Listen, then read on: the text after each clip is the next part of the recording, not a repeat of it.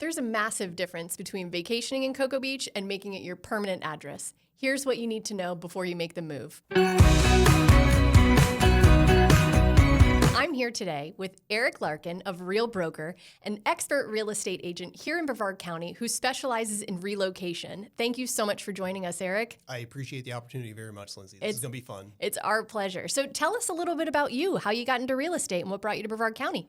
Well, my family moved here in the 80s. I grew up most of my life in Cocoa Beach, and I got into real estate because of my in-laws. My wife's grandmother owned an apartment complex in Cocoa Beach. She had an opening and needed help running the place, so we moved in, and that was my gateway into learning more about real estate, and I got my license shortly afterwards. That's incredible. Keeping it in the family. I love that.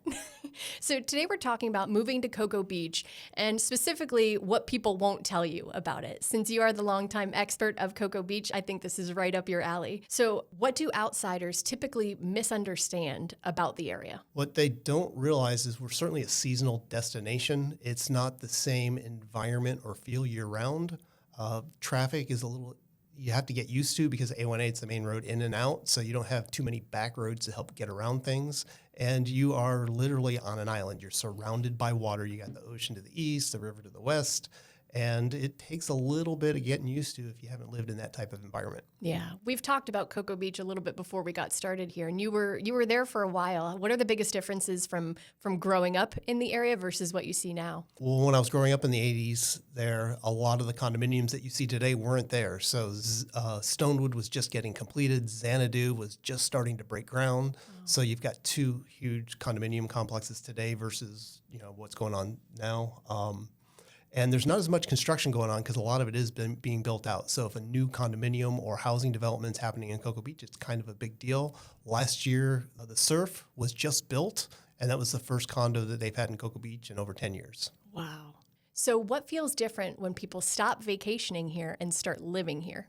Well, one, they could still enjoy it as if they are on vacation, but they have the day-to-day responsibilities. If they're in a house, they've got to take care of the lawn, they've got to run to Publix for their groceries, but they still get to enjoy the beach. And actually, they learn maybe the better beach access points than what they originally thought just visiting. You don't have to go to the end of Minuteman Causeway for coconuts to enjoy the beach. There's plenty of other beach places to go and explore. You learn all the secret access places. Yes, you do. The insider tips. So who tends to love Cocoa Beach long-term? Long-term, I've seen families that have moved here.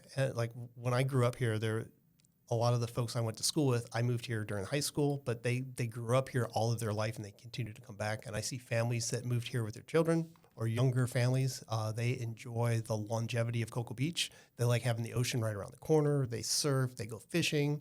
More often than not, they work at the Space Center. They just learn to love it here.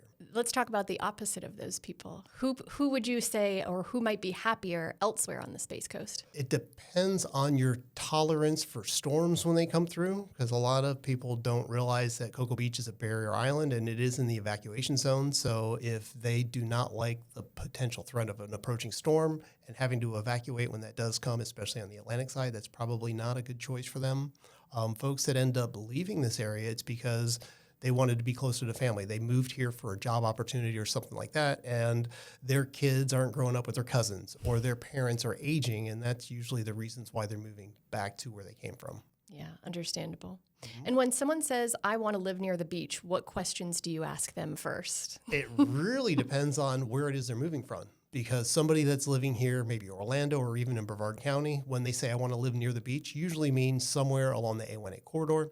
But if somebody from Minnesota, the Northeast, or even out west says they want to live near the beach, they usually mean within a 30-minute drive. So that's not necessarily Cocoa Beach or the A1A corridor. It could be Melbourne or somewhere near one of the causeways because they can get to the beach pretty easily. Yeah, those landlocked people come over to Florida and they're used to driving 20, 30 minutes to go certain places. So the beach in their backyard is a 30-minute drive, according to them. Yeah, they don't realize the differences between living Cocoa Beach or along that corridor or the mainland. There definitely is a different type of living experience, different price point, different age of house.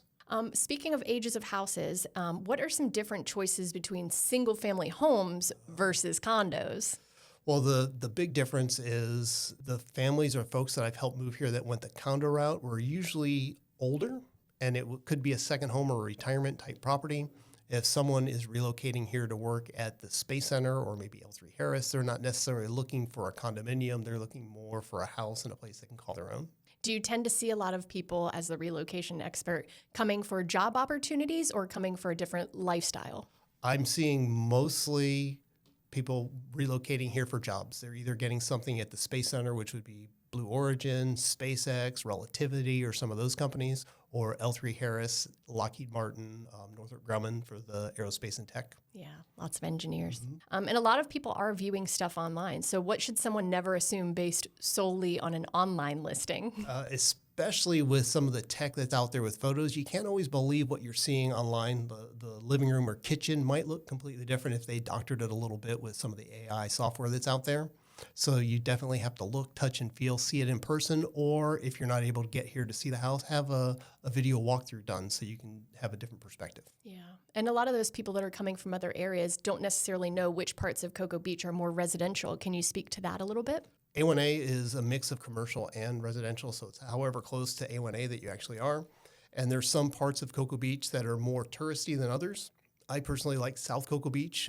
There's a lot more houses. There are condominiums there too, but it seems to be more of a residential feel and vibe versus if you're living near between 520 and the pier, it's definitely more of a tourist vibe in that area. Yeah. How does that traffic affect the daily life for people that are living in Cocoa Beach? If it's a nice beach day, then A1A is going to be jammed up. If there's something happening on the holiday or weekends, A1A definitely gets busy. Rocket launches has a big impact on that. When we were living in South Cocoa Beach and we had to run to Publix to get some shopping done, we chose to go to Satellite Beach. Even though it was a longer drive, it was quicker for us to get there than to drive into town, dealing with Coconuts, Minuteman Causeway to get to the closest Publix. Yeah. And during those rocket launches, we tend to get a lot of people that come from up north, that come from Orlando area, so it does cause a little bit of congestion there. Yeah. Definitely. How important are beaches and access to Orlando? Well, the beach access themselves, something that a lot of folks like the Cocoa Beach area for, is there's parking near the beach access point, so you don't have to. You still have to pay to park, but you don't have. It's not a far walk to get to the beach. Folks that are coming here from Orlando, the beach access is important because usually that's what they're coming here for. Yeah. They want to enjoy downtown. They want to enjoy the beach. Lots of good things in downtown now too. There's some good true. Restaurants. There's a lot of good stuff going on over there. So how can condos differ from buying a single family home when you're in Cocoa Beach? For Cocoa Beach or anywhere, if you're looking to buy a condominium, you just have to realize, especially if you're getting a mortgage, you're just not qualifying for the loan itself, but so is the condominium complex. The underwriters will be looking at the budget. They'll be looking at the tenant to owner ratio or even the vacancy ratio if there's if it's being used for like a second home. Yeah. You definitely have to pay attention to the minutes, any potential upcoming assessments that are happening, and if there is work being done that has been noted in the minutes, that could affect somebody getting a loan too. So buying a condominium is a completely different beast than buying a single-family home. Single-family homes are certainly more straightforward. What should buyers consider when it comes to insurance or association costs? You had mentioned a little bit about how they need to qualify the entire condo as well.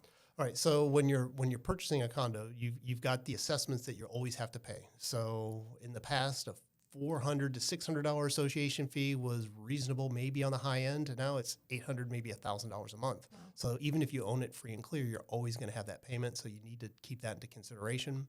And if there's going to be any type of assessment or maybe future assessment, you've got to be aware of some of the costs.